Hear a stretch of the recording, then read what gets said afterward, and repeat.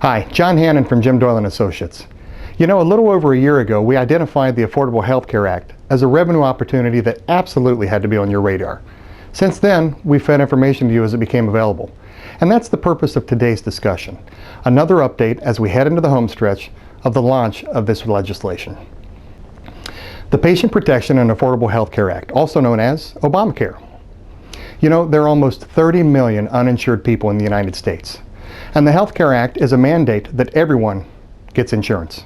In 2014, by the end of the year, if you don't have insurance, you're going to be fined somewhere around $96, $98, almost $100. In 2015, that fine escalates a bit. In 2016, that fine lands at $2,085 a person, or 2.5% of your family income, whichever is greater. So you can see there, I think over the years from 2014 to 2016, as the fine gets bigger, more folks will tap into the insurance because they'll be tempted to pay the lower cost fine before they have to pay for the insurance. So what does this mean to you? What it means is $1 billion, let me repeat that, $1 billion in local television revenue. Let me do a little math for you. Insurance companies are going to get about $100 billion as a result of this Health Care Act. They're going to spend 1% of that, or $1 billion, in advertising. 70% of that will come to local television stations and cable operations, or $700 million. So you might say to me, John, where's the remaining $300 million? Well, the $300 million to get us to $1 billion is going to come from other than insurance companies. So let's visit now the prospects that your folks need to be tapped into in order to make sure you maximize the opportunities for revenue from the Affordable Health Care Act. First, we've already discussed insurance companies. This money is going to come to you either national buys, regional buys, or local insurance companies will place these buys in your markets. Exchanges. The exchanges are going to be in place by October. And in October, folks without insurance will be able to go to these comparison shops, these websites, these exchanges. They're going to be able to look at all of the insurance companies, make their insurance purchase right there. It's going to be state funded, federal funded, or joint funded. The third prospect you need to be on the lookout for is Enroll America. This is the federal exchange. It's a 501c3, it's owned by the government, and their goal is simply this: maximize the number of uninsured Americans who enroll in health coverage. Nonprofit groups are the fourth prospect that your folks need to be tapped into to maximize this revenue in the Affordable Health Care Act. Nonprofit groups will be different from market to market, but they are applying for grants from the government as we speak to target their specific demographic. So for example, maybe in your market the AARP has applied for a grant to appeal to the elderly folks to help them understand the Health Care Act. We've heard across the country to date, the avail requests that are coming into stations and cable outlets are not necessarily any specific demographic. We've heard 18 to 34, we've heard 25-54, we've heard elderly. It really depends on the pocket and the demographic makeup of the country that you're in.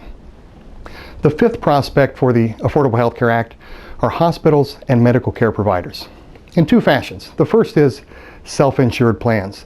They need to advertise these self-insured plans that aren't affiliated with insurance companies in order to get the word out that they are self-insured hospitals and medical care providers. Secondly, they have to attract the newly insured. Remember a second ago when I said there were 30 million uninsured across the country? Those folks are now going to have insurance. And as a result, hospitals and medical care providers want to talk to those people. They want to tell them, if you need help, we're here to help, and here's what we can do for you. That's where your local folks are going to win. Hospitals, medical care providers. The sixth prospect opportunity that your local folks need to tap into are doctors hanging out a shingle. You know, doctors are going to make one of two decisions in this healthcare rollout. They're maybe unhappy with their situation right now, so they may go join a hospital or a medical care provider, but in doing so they give up a bit of control and they give up an opportunity for a bigger salary. But it's safe. The alternative is doctors who are a little more entrepreneurial. Those doctors will go hang out a shingle. Maybe they group together, open a surgery center. Maybe they open a clinic a couple of blocks from the hospital. Regardless of their situation, they're a little more entrepreneurial. They're opening their own business despite it being medical. And your folks need to talk to these doctors because they've got to get the word out on their new office. You should understand that the Affordable Health Care Act is a moving target. Here's what I mean by that. You need to be tapped into headlines to understand how the money rolls out and how it impacts your opportunity. The middle of July, for example, the Health Care Act was revised for employers so that employers wouldn't have to provide insurance until 2015. So they're off the hook in 2014. Another recent change took effect August 8th. In that change, the 2014 out-of-pocket limits were taken off the table. See, originally, individuals, as it was proposed, had to pay no more than $6,350 out of pocket. Families only had to pay $12,700. But insurance companies went back to the government and said, hey, we can't get our pharmacy folks and our pharmacy computers talking with the medical care. So as a result, we aren't going to be ready to combine these two for another year or more. We need you to take the caps off the out-of-pocket. So they did. With any pro, there's a con. So in other words, an anti. You may remember the Koch brothers, K-O-C-H. The Koch brothers are responsible for the injection of tons of revenue into PACs during the political windows. The Koch brothers were the first to have anti-healthcare commercials. About a month ago, we understood this money was going to be about a $500 million windfall to TV advertising.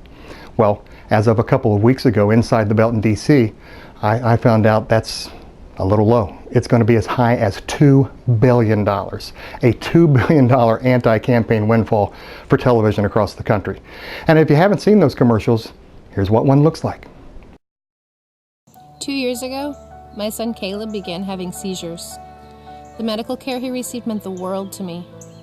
Now, I'm paying more attention, and I have some questions about Obamacare. If we can't pick our own doctor, how do I know my family's going to get the care they need? And what am I getting in exchange for higher premiums and a smaller paycheck? Can I really trust the folks in Washington with my family's health care? I think we all deserve some answers. So in the home stretch here, let me summarize where you're going to get your money from the Affordable Health Care Act. Through national and regional agencies, you're going to get your money from insurance companies, possible network providers, state and federal exchanges, and anti-Obamacare PACs.